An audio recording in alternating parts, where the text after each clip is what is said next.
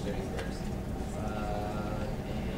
And probably we'll be having a new meeting time for next week, so thank you for being flexible. Congratulations on the new meeting time. Yeah. We'll talk after Sunday. Thank you, Chair Barker. Committee for P allocation, Chair Lucia. Someone told me tonight that I look like $1 million, and that's great, but I hope I look like 18.4 million because we are going to be voting on tonight, student fees, just give you a heads up. That's what I do. Thank you for another dramatic report. Communications Committee Chair Kelly.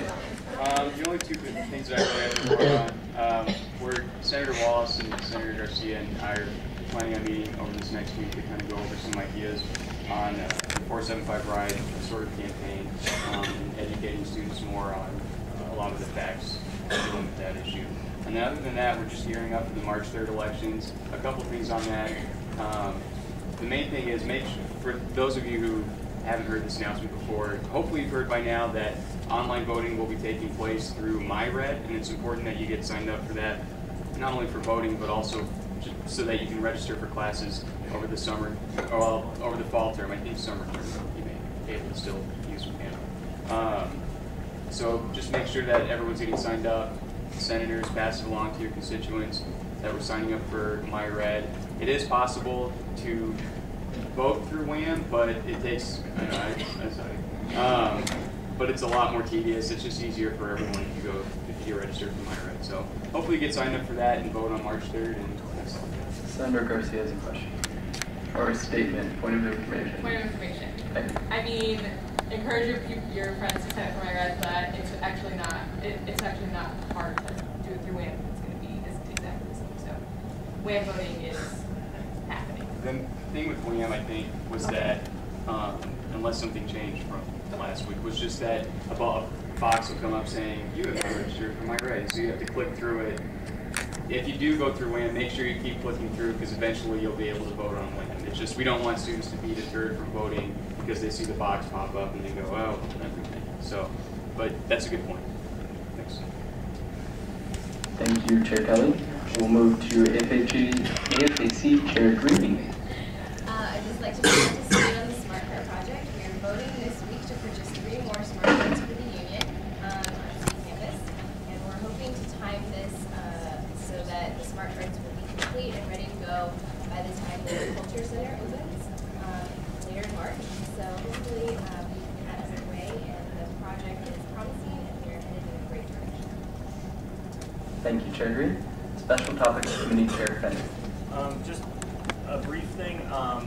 If we haven't, if nobody's told me by noon tomorrow that they have any bylaws to be reviewed, I think we're not going to have a meeting this week. So if you have something burning, send it to me now. Thanks. Thank you, Chair Fetty. That will conclude committee reports. We'll move to unfinished business. We need to move it from the Senator Garcia. I moved to call the House. Okay, and it's been moved to call the House. Is there a second? Second. It's been moved and seconded for the call of the House. Again, I will inform. What? Okay. I will inform the Senate that a call of the House takes a majority vote, and basically what it does is it just simply requires you to go tell Speaker Tiedemann if you're going to leave, you need an excuse. If he says no, you're actually not allowed to leave. If you do choose to leave, then it counts as an unexcused absence. And just so you all know, I've reviewed the absent thing, and after last week, absences are definitely going to be key. So please, we will have to deal with anybody who leaves, and that will not be fun. That's something that we've tried to avoid. Anyway, I've had my piece, and I actually don't get an opinion on this. So we will move into a vote on that. All of those in favor of a call of the House, please signify by raising your hand. It simply takes a majority, so the motion passes. Thank you. We will move to, actually, it needs to be moved from the table. Is there anybody wishing to move appropriation bill number 3? Senator Solomon. I move to move appropriation bill number 3 from the table. Okay. Is there a second? Second. Okay, it's been moved and seconded to move appropriation bill number 3 from the table. This takes a simple majority vote, so all those in favor of moving appropriation bill number 3 from the table to the floor, please signify by raising your right hand. Okay, the motion passes. All right, with that, CFA Chair Lodia, would you like to open on student fee allocation for UPC? Sure. As you know, we discussed this last week. We're requesting an increase of $40,000 to the University Program Council budget. The current amount will be $200,000 or $200,065. Just a heads up for all the UPCers in the room. I'm so happy that you're here. If you guys want to talk, please feel free to grab one of the guys around you or girls. But just let them know that you want to talk. They'll put their placard up and give you your opportunity to talk. I'd love to hear from you. With that said, I'll turn my time over to you guys if you guys want to have anything to say at this moment. UPC, I think he's yielding time to you if you would like to say anything currently. Otherwise, I think we'll move into questions. If you have anything to state from last time, anything at all? Yeah. I guess I will just say that it sounded like the big contention last week was to find specific UPC tracking out where you think users are. It's all very important for a business to do. All that aside, if nobody has ever shown up to any UPC event ever, it'd still be a moot point for the product. The problem is now, with our budget, we can't bring the show that you guys all say you want us to be bringing so that masses of students can attend. The only way to solve that is by increasing our budget. I wish there was an innovative, but it's not.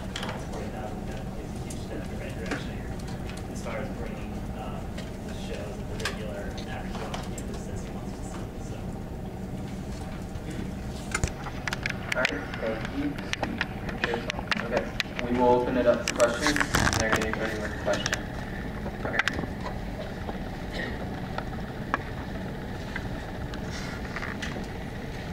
This issue has taken up most of my piece of paper, so questions. Senator Shalanik. Sorry. This is a question for